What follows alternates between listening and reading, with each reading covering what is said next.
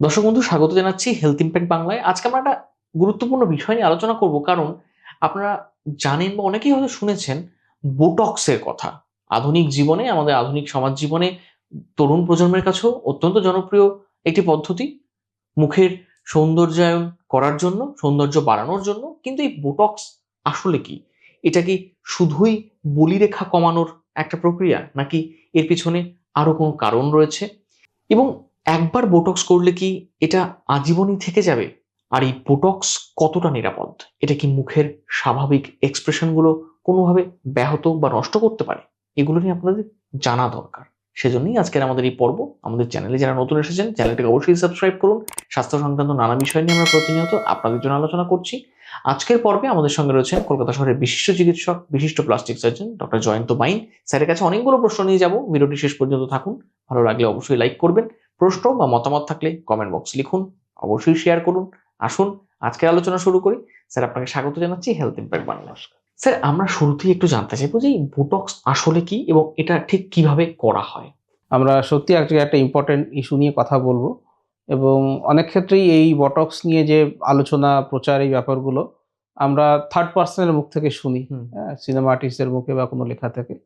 তো ডাক্তারবাবুদের মুখ থেকে মোর আশা করি সায়েন্টিফিক ডিসকাশনসই আপনারা পাবেন, শুনতে পাবেন। সেটাই আমি বলার চেষ্টা করব। বটক্সটা হচ্ছে একটা টক্সিন। হ্যাঁ, টক্সিন বলতে বিষ। Botox toxin. এটা হচ্ছে আমাদের ক্লস্ট্রিডিয়াম বোটুলানিম বলে এক ধরনের ব্যাকটেরিয়া আছে। ইভেন টিটেনাস হয়, শুনেছেন তো? টিটেনাস রোগ হলে বা ধনুষ্টর্ণক যেটাকে বলে, তো সেটা হচ্ছে ক্লস্ট্রিডিয়াম টিটানি। তো এই গ্রুপের ব্যাকটেরিয়া। হ্যাঁ, যেমন ধরুন আমরা যদি উদাহরণ দিয়ে বলি যে হাঁস মুরগি গোত্রের প্রাণী। হ্যাঁ, তো ওরকমই আর কি। ক্লস্ট্রিডিয়াম একটা গ্রুপ থাকে, তার মধ্যে বিভিন্ন ব্যাকটেরিয়া আছে। তার মধ্যে বটুলিনাম টক্সিন যারা করছে সেই গ্রুপের ব্যাকটেরিয়া, এরা এদের বডি থেকে এক ধরনের টক্সিন বেরোয়। যে টক্সিনটা আমাদের নিউরোমাসকুলার জাংশন, দেখুন আমাদের নার্ভ তো একটা ডিরেকশন দেয় কাজ করতে, সেই ডিরেকশনটা মাসলের চলে যায়। তো এই নিউরোমাসকুলার জাংশনটাকে ওরা ব্লক করে দেয়। ফলে আমাদের নার্ভ সিগন্যাল দিচ্ছে মাসলটা কন্ট্রাকশন করতে, কিন্তু মাসলটা কন্ট্রাকশন করতে পারছে না। সুতরাং বটক্স যদি কারোর বডিতে এক্সেসিভলি ইনজেকশন করে দেওয়া হয়, সে কিন্তু নিঃশ্বাস নিতে পারবেন না। তো এই হচ্ছে একটা মারাত্মক বিষাক্ত জিনিস।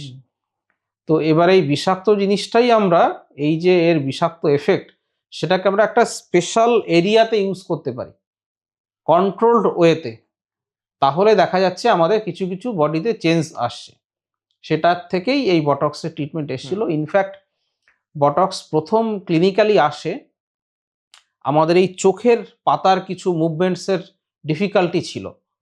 তো অপথ্যালমোলজিস্টরা প্রথম বটক্সটাকে ইউজ করা শুরু করেন। আচ্ছা। সেটা, হ্যাঁ, তো টেরিসমাস বলে একটা অসুখ আছে, সেটার জন্য এটাকে প্রথম ইউজ করা হতো। তারপরে আস্তে আস্তে এটার ইউজটাকে এক্সটেনশন করা হয়েছে। এখন আমরা মোর থেরাপিউটিক ইউজ না করে আমরা কসমেটিক্যালি বেশি ইউজ করছি। এরকম হয়, অনেক জিনিসই রয়েছে যে প্রথমে মার্কেটে হয়তো এক্স কাজ করার জন্য এসেছিল, কিন্তু আলটিমেটলি সে, হ্যাঁ, যেমন ক্রিকেটের উদাহরণ দিয়ে বলছি, আমি শুনেছি যে সনৎ জয়সূর্যা, উনি প্রথম ক্রিকেট টিমে ঢুকেছিলেন স্পিনার হিসেবে, কিন্তু লাস্টে উনি শেষ করলেন একজন বিধ্বংসী ওপেনার হিসেবে। তো এরকম বটক্স টক্সিনটাও অ্যাকচুয়ালি এসেছিল থেরাপিউটিক ইউজে।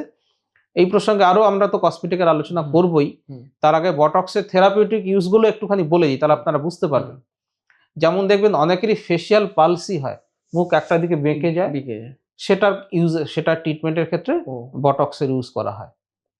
মাসল স্প্যাজম যদি থাকে, কোনো এরিয়ার মাসল স্প্যাজম, বিশেষ করে ভ্যাজাইনাল মাসল স্প্যাজম বা অ্যানাল স্ফিংটারের মাসল স্প্যাজম যদি থাকে, সেখানেও বটুলিনাম টক্সিন ইউজ করা হয়। এরপরে হচ্ছে বিভিন্ন কন্ডিশনস, যেমন মেয়েদের যেটা খুব হয় মাইগ্রেনের জন্য কিন্তু বটক্স ইউজ করা হয়। এছাড়া হাতে অনেকে দেখবেন হাত দিয়ে প্রচুর ঘামে, স্যার আমি সবসময় হাত ঘেমে যাই, আমি পেন ধরতে পারছি না, সেটার জন্য কিন্তু বটক্স ইউজ করা যেতে পারে। ইভেন বগলের দুর্গন্ধ, এটা কমানোর জন্য বটক্স ইউজ করা যেতে পারে। তো এগুলো হচ্ছে থেরাপিউটিক ইউজ। কোন একটা ডিজিজ আপনার সত্যিকারেই রয়েছে, সেটাকে ট্রিটমেন্ট করা। তো botox is a very important drugs in medical science. এটা গেল থেরাপিউটিক ইউজ। এবার আমরা কসমেটিক ইউজের দিকে আসবো। যেটা হয়, আমাদের মুখে তো এক্সপ্রেশনস থাকে, আপনি যেটা বললেন, আমাদের ফেসিয়াল মাসলস থাকে এক্সপ্রেশন করার জন্য। আপনি কথাকলি নৃত্য দেখুন, আমাদের কেরালাতে যেটা রয়েছে, তারা ফেসিয়াল এক্সপ্রেশন দিয়েই পুরো জিনিসটা করছে।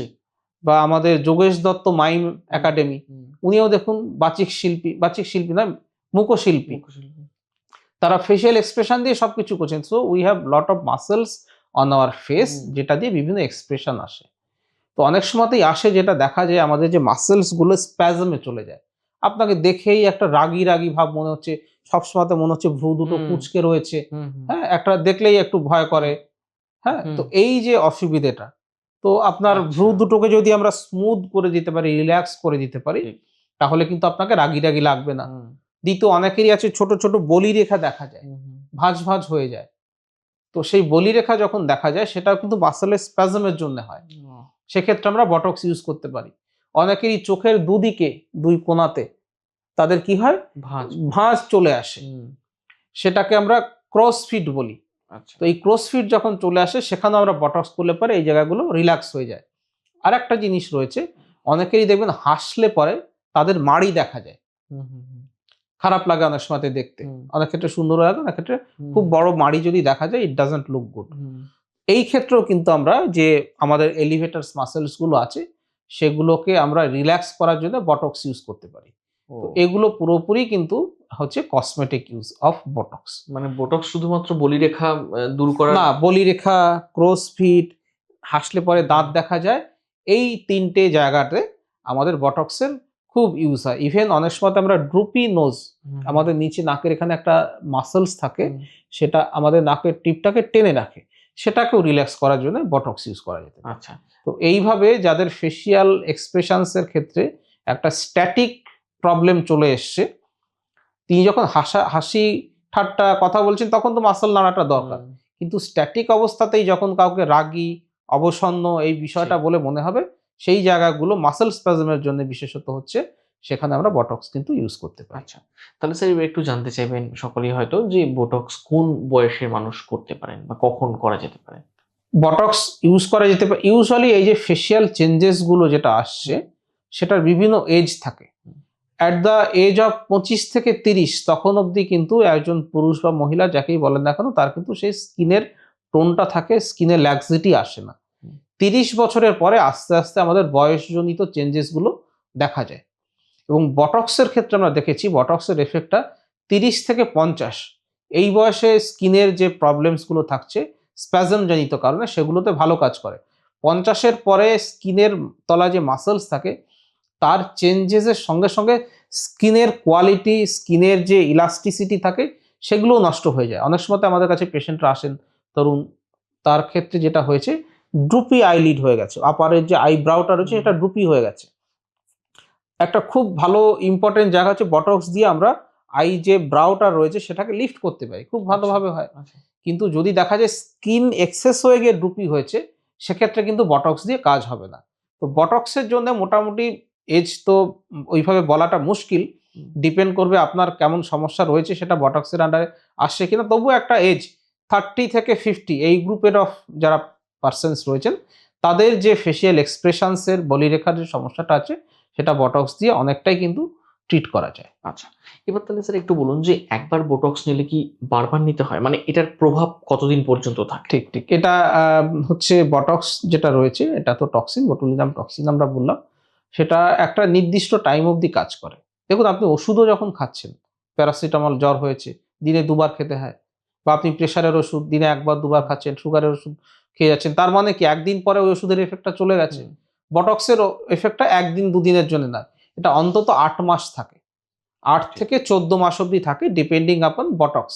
বটক্সের বিভিন্ন কোয়ালিটি রয়েছে, বটক্সের যে মলিকুলগুলো, সেগুলোকে মোর স্টেবল করার জন্য বিভিন্ন জিনিস জোড়া হচ্ছে সায়েন্টিফিক্যালি, ডেফিনেটলি সেটার উপরে ডিপেন্ড করে যে আপনার বটক্সটা কত, প্লাস কোন এরিয়াতে আমরা বটক্স দিচ্ছি, সেখানে আপনার মাসল মাস কত রয়েছে, আপনার বয়স কত, এগুলোর উপরে ডিপেন্ড করে 8 থেকে 12 মাস অবধি বটক্সের একটা এফেক্ট থাকে। তারপরে এফেক্টটা আস্তে আস্তে কমে আসে, তখন আপনাকে রিপিট করতে হবে। সুতরাং বটক্সটা আপনাকে রিপিট করতে হবে, এটা কিন্তু পার্মানেন্ট ট্রিটমেন্ট নয়। অনেক ক্ষেত্রে স্যার রোগীদের ভয় থাকে যে বোটক্স করালে মুখের মাসল গুলো কি খুব শক্ত বা এক্সপ্রেশনলেস হয়ে যেতে পারে, দেখাতে পারে তাকে, এই ধরনের কোনো সম্ভাবনা থাকে? একেবারেই এই জিনিসটা হয়তো, এই জিনিসটা হয় যখন এক্সেসিভ বটক্স ইউজ করা হয়। হ্যাঁ, ধরুন আপনি এমন কাউকে দিয়ে বটক্স করাচ্ছেন যিনি এই বিষয়টা নিয়ে অভিজ্ঞ নন, তার এক্সপিরিয়েন্স নেই, তার পড়াশুনো করে নাই, তিনি প্লাস্টিক্স বা ডার্মাটোলজি এই ব্যাকগ্রাউন্ডে নন, যারা এই বিষয়ের এক্সপার্ট নন, আজকাল অনেক কেন বলবো প্রচুর সেন্টার রয়েছে, বেরিয়েছে, যেখানে থেরাপিউটিশিয়ানসরা বটক্স দিয়ে দিচ্ছে। সেই ক্ষেত্রে স্বাভাবিকভাবে তাদের একটা টার্গেট থাকে, কারণ বটক্স যখন আমরা দিচ্ছি বা দেওয়া হয় তখন কত ইউনিট বটক্স ইউজ করা হলো তার উপরে হচ্ছে বিলিং করা হয়। তো স্বাভাবিকভাবে যত বেশি ইউনিট বটক্স দেওয়া হবে তত বেশি বিলিং করা যাবে, এটা সরাসরি কমার্শিয়ালের সঙ্গে, কমার্শিয়াল অ্যাক্টিভিটির সঙ্গে যুক্ত। সেই জন্য এক্সেসিভ বটক্স দিয়ে দিলে মাসেল তো স্প্যাসম মাসেল আর কাজ করবে না। তো আপনি হাসি কান্না যাই করুন না কেন, তখন কিন্তু আপনার মুখটা এক্সপ্রেশনলেস হয়ে যাবে, সেটাও কিন্তু দেখতে খারাপ। ইভেন বটক্স যদি ঠিক মতো পরিমাণে ব্যালেন্সিং করে না দেওয়া হয়, একটা দিকের আই যে ব্রাউ রয়েছে সেটা হয়তো উঠে গেল, অন্য দিকেটা নেমে গেল, মুখ একটা দিকে বেঁকে গেল। মাস চারেক আগেই একজন আমাদের হিন্দি ফিল্ম ইন্ডাস্ট্রির একজন নায়িকার ফটো আমরা ইনস্টাগ্রামে দেখেছি, তার মুখটা হাসলে পরে একটা দিকে বেঁকে যাচ্ছে।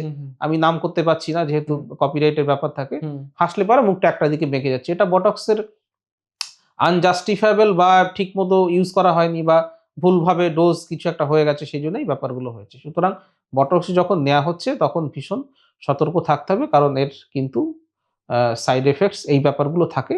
যদিও সাইড এফেক্টগুলো যেটাই বললাম 6 থেকে 8 মাস থেকে 12 মাস মতো থাকে, কারণ বটক্স তো চিরকাল কাজ করবে না, তারপরে আস্তে আস্তে চলেই যাবে। কিন্তু ইনিশিয়ালি আচ্ছা, বটক্সের একটা বিষয় হচ্ছে এটা কিন্তু কোনো মেডিসিনস নেই যেটা বটক্সের কাজকে রিভার্স করতে পারে। আচ্ছা, বটক্স নেয়ার ফলে যদি আপনার একটা দিকের মুখ হালকা বেঁকে গিয়ে থাকে, অন্তত 6 মাস ওরকম ভাবেই থাকবে। তারপরে বটক্সের এফেক্ট আপনার থেকে চলে যাবে, আবার ন্যাচারাল আপনি যেমন আগে ওষুধও ঠিক করা যাবে না, এটার কোনো ওষুধ কিন্তু নেই, রিভার্সাল কিন্তু করা পসিবল না। আচ্ছা, সেই জন্য আপনি করার আগে আপনার যিনি ডাক্তারবাবু আছেন, যিনি ইনজেক্টর আছেন, তার সঙ্গে খুব ভালোভাবে ডিসকাশন করে নেবেন। তাহলে স্যার এখানে কি কোনো এই ধরনের প্যারামিটার আছে, মানে কারা করতে পারবেন না বোটক্স বা এই জাতীয় কিছু আপনারা বলেন কখনো রোগীকে, বা কাদের করা উচিত নয়? না, অ্যাজ সাচ কাদের করা উচিত নয় বলতে কখন করা উচিত সেটা হচ্ছে মোর ইম্পর্টেন্ট। ধরুন একজন পেশেন্ট এসছেন, তিনি একটা কমপ্লেন বললেন, সেটা আদৌ বটক্সের জিনিস কিনা। কারণ এক্ষেত্রে আমি জাস্ট একটু বলে নিই, যদিও আমরা আজকে বটক্স নিয়েই আলোচনা করছি, আমরা যখন ফেসিয়াল কসমেটিক প্রসিডিয়ার্স নিয়ে কথা বলবো তখন একটা হলিস্টিক অ্যাপিয়ারেন্স থাকে। একটা পেশেন্ট এসছেন ধরুন, তিনি কিন্তু মুখের শুধু একটা অংশ নিয়ে আসেননি, তিনি ওভারঅল তার ফেসিয়াল এক্সপ্রেশনস, ফেসিয়াল অ্যাপিয়ারেন্স, তার মুখের ভারীভাবে এই ব্যাপারগুলো করছেন। তার হয়তো বটক্স লাগবে আপার ফেসে, সেই পেশেন্টের হয়তো ন্যাজোলেবিয়াল ফোল্ড খুব ডিপ হয়ে গেছে, মুখের যে আমাদের যে কোনা রয়েছে সেটাকে এটা নিচের দিকে নেবে গেছে। তো এগুলোর তো বটক্সের কাজ নয়। ন্যাজোলেবিয়াল ফোল্ডের জন্য আমাদের ফিলার্স লাগবে, আন্ডার আই হালোনেসের জন্য ফিলার লাগবে, আমরা বলিরেখা ক্রাউস ফিট এটার জন্য বটক্স লাগবে। তার ধরুন পিগমেন্টেশন আছে, সেটার জন্য আমাকে কেমিক্যাল পিলিং করতে হতে পারে, ছোট ছোট ফাইন রিঙ্কেলস সেটার জন্য কেমিক্যাল পিলিং করতে হতে পারে।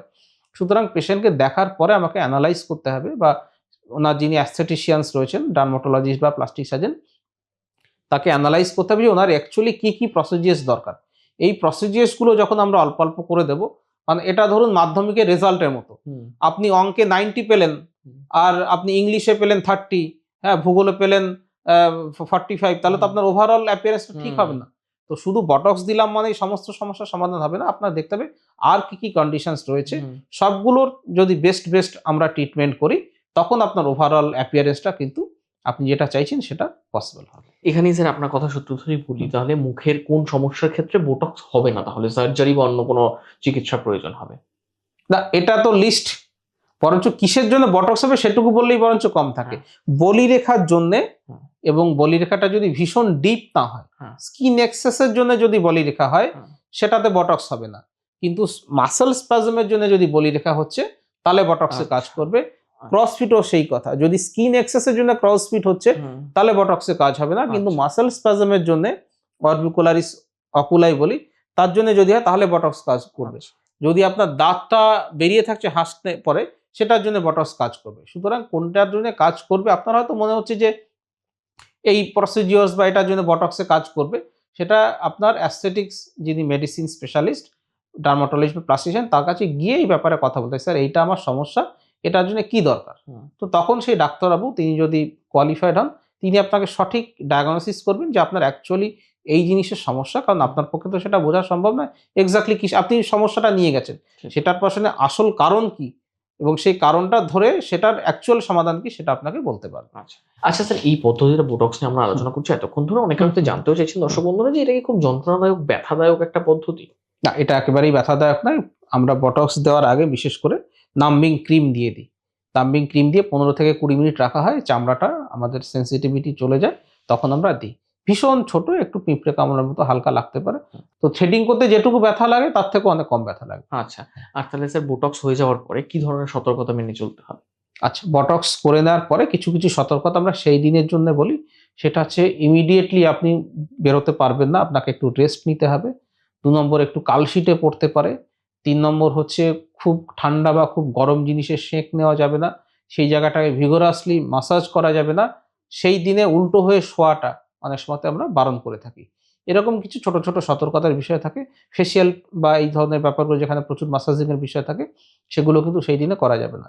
এবং যেহেতু বটক্সে ইনজেকশনস করা হচ্ছে, এটা একটা ইনভেসিভ প্রসিডিউরসই আমরা বলব।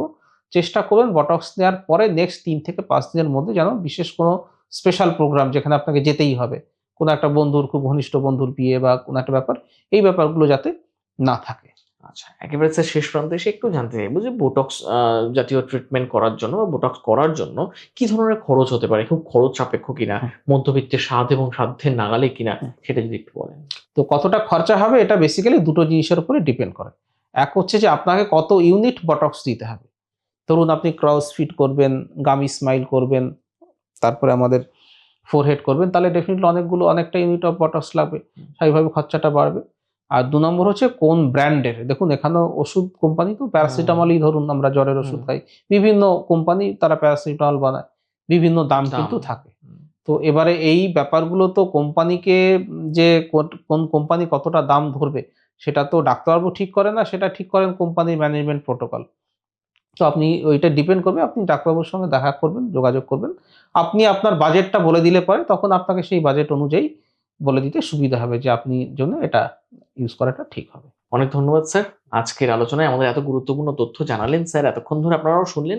দর্শক বন্ধু, আপনাদেরকে বলে রাখি, আপনারা হয়তো বুঝতেও পেরেছেন যে বোটক্স কিন্তু আসলে কোনো ট্রেন্ড নয়। এটা এক ধরনের চিকিৎসা। সেটা কিন্তু নিরাপদ হাতে যদি থাকে তাহলে সেটা আপনার শরীরের জন্য, স্বাস্থ্যের জন্য নিরাপদ। যদি সেটা ভুলভাবে করানো হয় তাহলে কিন্তু আপনার শরীরের জন্য সেটা যথেষ্ট ঝুঁকিপূর্ণ হয়ে যেতে পারে। কাজেই সঠিক সময়ে যদি বোটক্স করাতে চান, চিকিৎসকের পরামর্শ নেবেন। বোটক্স কিভাবে করা হয় তার পদ্ধতি আপনারা শুনলেন। যদি এর পরেও কিছু জানতে হয় তাহলে অবশ্যই বিশেষজ্ঞের পরামর্শ নিন। আমাদের কমেন্ট বক্সে লিখতে পারেন। স্যার চেষ্টা করবেন আপনাদের কমেন্টগুলোর উত্তর দেওয়ার জন্য, কিংবা অন্য কোনো পর্বে আমরা অবশ্যই এটা নিয়ে আলোচনা করব আপনাদের প্রশ্নগুলো নিয়ে। আজকের মতো এখানেই শেষ করি। ভালো থাকবেন, সুস্থ থাকবেন। ধন্যবাদ।